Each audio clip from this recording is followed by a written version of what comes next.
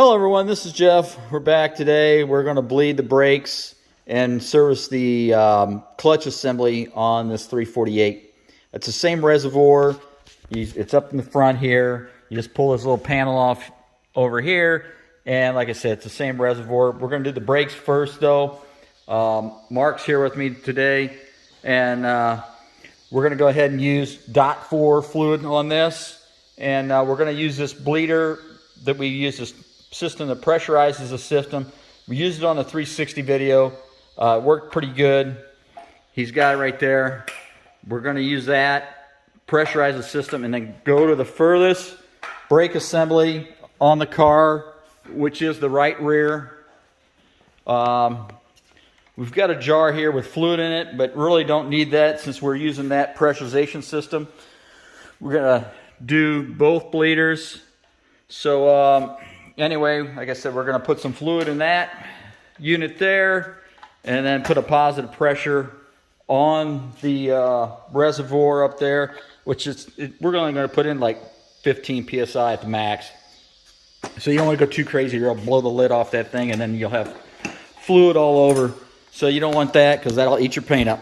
So we're going to go ahead and get set up. Okay, we've put some fluid in here already, but the reason for this also, this will keep fluid in the reservoir the whole time, so you don't really have to worry about emptying this when you're servicing, unless you empty this, but you want to keep fluid in this. So what we're going to do right now, he's going to pump that up. I would say no more than 10, somewhere around there, because you don't want to, like I said, you don't want to get too much pressure and that pops this off, and then you got fluid going everywhere. So he's going to do that, and like I said, I'm going to go over there and crack the bleeder on the brake and see if we get some kind of flow. All right, so yeah, I just need to find my wrench. So I've got, like I said, the hose here. I'm kind of holding it down here so it doesn't spray everywhere, and I'm going to crack this. And like I said, I'm going to have to put this down for a second. All right, I've cracked that open. We've got some fluid movement here, but these lines were completely empty because, like I said, they were we broke the line underneath the car. So we've got fluid coming out of here. Not very much yet. How's your pressure, Mark? I'm at 8 psi, right at 9. I'm going to go pushing it a little bit. All right, yeah. It's 10 now. All right, let me crack this a little bit more because it may not be open all the way. You're fine. All right, you can see some air bubbles coming out here. I mean, they were just a second ago. How's your pressure, Mark? My pressure is doing fine. I'll let you know if we have a problem. All right. So I'm going to crack this a little bit more. All right, you can see the air bubbles coming out a little bit here. So, and we'll have to do this to the inboard side. This is the outboard side. But you want to do just one at a time. You don't want to do both because the fluid will go to the path of least resistance and you won't bleed. If you open both of them, you won't bleed one of them very well. So you'll have to do these individually. All right, so we're bleeding the inside now. I kept the outboard one hooked up, but the fitting is closed right now. So as you can see, some fluid's coming out. I've got the air bubbles are already gone from before. When I first cracked it, I had some air bubbles, but seemed like there's no air bubbles coming right now. So I'll let it run here just for a little bit, and then we'll shut her down. All right, so we've got this wheel. We bled the 2 bleeders on the right rear, and then he's putting the wheel back on temporarily. We may have to get back in there once we're done, but we're going to put the wheel on just because this feels more secure while we're jacking the other side up. And then we're going to go to the left-hand side here and see what it does next. So we're going to go ahead and proceed on. All right, so we're on the left rear now. I've got both hoses hooked up. Like I said, do each individually, not both at the same time. And then we're just going to let it flow in that jar there. Mark is applying pressure to the system right now. So we're going to go ahead and try to crack this and see what we get. Okay, we had complaints that we weren't showing how we did this. So Jeff is doing it. Jeff, I'll let you kind of take over. Yeah, right now, see how I just cracked this open. We're getting flow out of this. Just kind of letting it run for a little bit. See little bubbles here and there, not a lot. You can see like some older fluid coming through here, right through there. I don't know if you can see that on the camera, but there's like a little, it's already gone, but it's kind of like a dirty grayish looking fluid that came through there. So we're gonna let that run for a little bit. Let me go check the pressure for good pressure. Okay. Probably gonna shut this one down.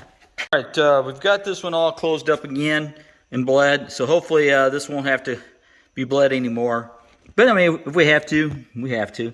But the caps, I sprayed some alcohol on it just to keep the residue off of it, so I don't eat the paint. So what we're gonna do now is we're gonna try, since it's the same reservoir, we're gonna see a kind of an experiment here. With that head pressure, we're gonna crack this line right here. We're not gonna actuate the clutch pedal, but we're just gonna crack this line to see if we get any fluid out of it, because the reservoir is the same as the brake, and if it's got head pressure on it, it may force fluid through there, and it's gonna help us bleed out this system. So we're gonna go ahead and do that at this time. Yeah, okay, so we're gonna try this. This is a 13 millimeter fitting, so I'm gonna break her loose here, and like I said, see if we get fluid out of this.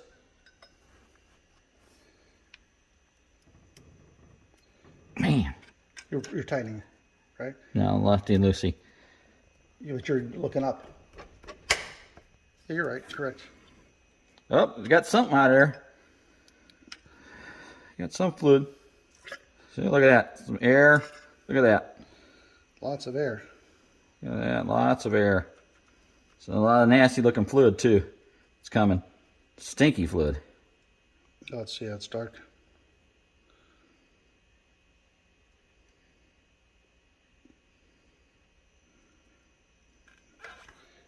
Jeff, I'm gonna go check the pressure. Okay. You wanna grab hold that? Yeah, sure.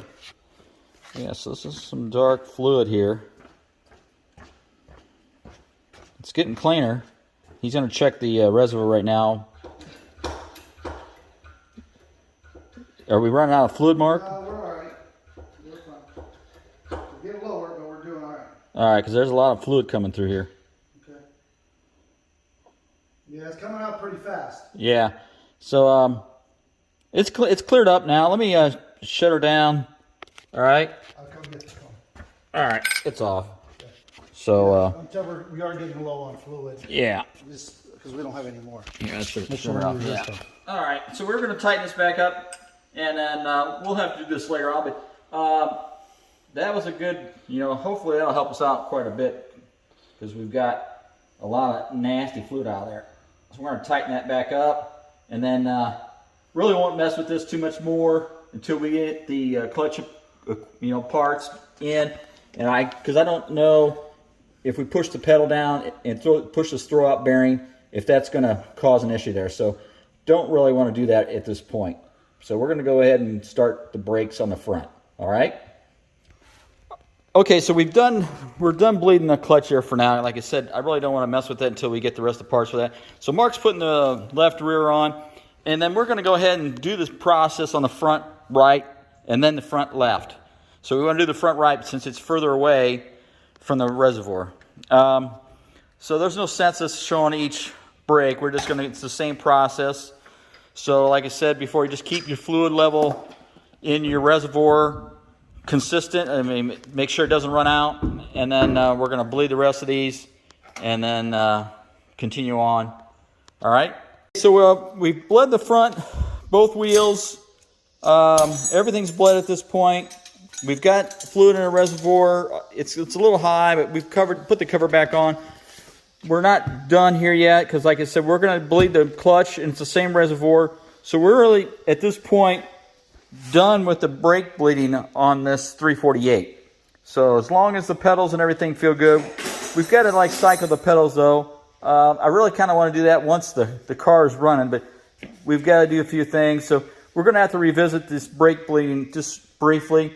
So we're just going to, at this moment, stop because, like I said, we're going to drop the oil pan on this, and we're going to do that next, okay?